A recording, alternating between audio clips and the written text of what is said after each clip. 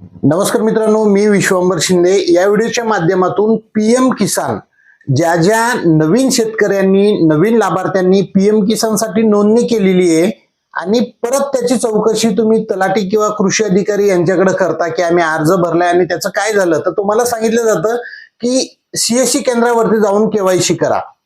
तर बऱ्याचदा सीएससी केंद्र चालकांना ही केवायसी कशी करायची माहिती नसल्यामुळे तुम्हाला त्यांनी सांगितलं जातं की आमच्याकडे काही याचं होत नाही. तर खरोखर ज्या ज्या नवीन शेतकऱ्यांनी पीएम किसानची नोंदणी केलेली आहे व त्यांचा अर्ज अप्रूव्ह झालेला आहे म्हणजे मंजूर झालेला आहे आणि तुम्हाला जर तलाठी किंवा कृषी अधिकारी सांगत असतील की तुम्ही सीएससी केंद्रावर जाऊन केवायसी करून घ्या, तर त्या प्रत्येक नवीन पीएम किसानची नोंदणी केलेल्या शेतकऱ्यांना सीएससी केंद्रावरती जाऊन मी या व्हिडिओमध्ये सांगणार आहे अशा प्रकारे तुम्हाला केवायसी करणं गरजेचं आहे. तुमच्या हाताचा ठसा देऊन थंब इम्प्रेशन करून तुम्हाला केवायसी करणं गरजेचं आहे. तर याची A to Z प्रोसेस तुम्हाला दाखवणार आहे. जर तुम्हाला माहिती नसेल तर बघून घ्या किंवा हा व्हिडिओ दाखवून तुम्ही एखाद्या सीएससी केंद्राकडून तुम्ही जर नवीन नोंदणी केली असेल पीएम किसानची तर या व्हिडिओ प्रमाणे तुम्ही केवायसी करून घेणं गरजेचं आहे, तरच तुम्हाला या योजनेचा लाभ मिळणं सुरू होईल. जर आपल्या चॅनलवर तुम्ही पहिल्यांदा असाल तर आत्ताच चॅनलला सबस्क्राईब करून ठेवा, म्हणजे यानंतरही माझे असेच महत्त्वपूर्ण व्हिडिओ तुम्हाला वेळोवेळी भेटत राहतात. चला मित्रांनो, व्हिडिओ सुरू करूया.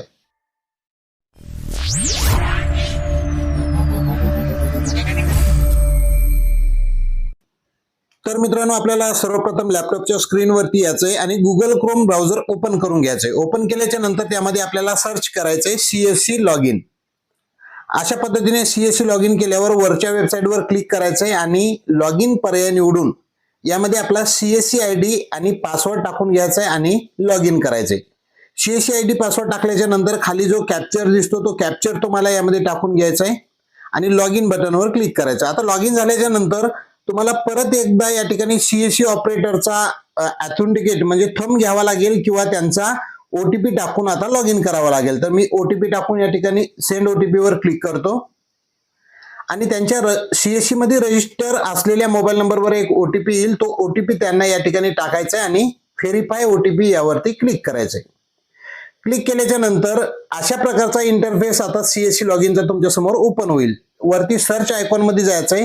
या ठिकाणी तुम्हाला सर्च करायचंय पीएम किसान. पीएम किसान अशा प्रकारे सेवा तुम्हाला या ठिकाणी दिसेल, यावरती तुम्हाला क्लिक करायचंय. क्लिक केल्याच्या नंतर अशा प्रकारचा इंटरफेस तुमच्या समोर येईल. आता आपल्याला त्या शेतकऱ्याचं ज्यांनी नवीन रजिस्ट्रेशन केले त्यांचं बायोमेट्रिक आधार ऑथेंटिकेशन या ठिकाणी करायचं. या पर्यायावर क्लिक करायचंय. तर या पर्यायावर क्लिक केल्याच्या नंतर आता त्या शेतकऱ्याचा आधार कार्ड क्रमांक या ठिकाणी आपल्याला टाकायचा आहे. आधार कार्ड क्रमांक या ठिकाणी टाकल्याच्या नंतर समोर आपल्याला जी इमेज दिसते, कॅप्चर दिसतो, तो कॅप्चर आपल्याला या ठिकाणी आता टाकायचा आहे. मी या ठिकाणी कॅप्चर टाकून घेतो. कॅप्चर टाकून घेतल्याच्या नंतर अशा प्रकारे आता आपल्याला सर्च आयकॉनवर क्लिक करायचे. सर्च वर केल्याच्या नंतर तुम्हाला या ठिकाणी सीएससी वॉलेटला नेलं जाईल. तुम्हाला या ठिकाणी एक 5 रुपयाचं पेमेंट करायचंय. 15 दाखवतो पण या ठिकाणी वॉलेट मधून 5 रुपये कमी होतात. हे सीएससीचं वॉलेट मधून आपल्याला 5 रुपयाचं पेमेंट या ठिकाणी करायचंय.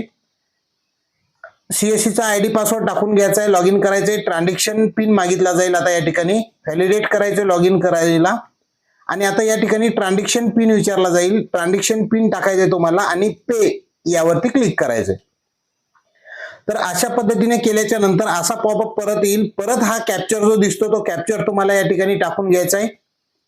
आधार क्रमांक त्यामध्ये असेल, तुम्हाला कॅप्चर या ठिकाणी टाकून घ्यायचा आहे आणि कॅप्चर टाकल्याच्या नंतर त्या शेतकऱ्याचा ओटीपी टाकून मोबाईल नंबर या ठिकाणी व्हेरीफाय करायचा आहे.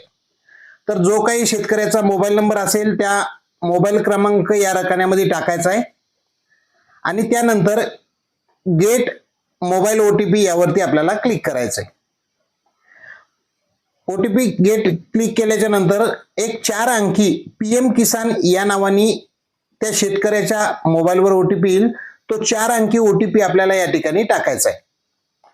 तर मी या ठिकाणी ओटीपी आलेला टाकून घेतो. या ठिकाणी 4 अंकी ओटीपी टाकून घेतल्याच्या नंतर ओटीपी टाकल्याच्या नंतर तुम्हाला सांगतो वरचा कॅप्चर बदललेला असेल ऑटोमॅटिक, तर हा नवीन कॅप्चर आपल्याला या ठिकाणी टाकायचा आहे परत एकदा. तर याच्यावरती बारकाईने लक्ष ठेवायचं, प्रत्येक वेळी कॅप्चर बदलत राहतो. त्यामुळे ऍज इट इज तसाच्या तसा कॅप्चर आपण या ठिकाणी आता टाकून घेतला आणि सेंड ओटीपी यावरती क्लिक करायचंय. क्लिक केल्याच्या नंतर अशा प्रकारचा इंटरफेस तुमच्या समोर येईल. परत आपल्याला कॅप्चर बदललेला या ठिकाणी दिसेल. परत आपल्याला एकदा जो वरती दिसतो तो कॅप्चर यामध्ये टाकायचा आहे. अशा पद्धतीने तुम्हाला कॅप्चर या ठिकाणी टाकून घ्यायचा आहे आणि कॅप्चर टाकल्याच्या नंतर तुमचं बायोमेट्रिक डिव्हाइस लागलेला पाहिजे.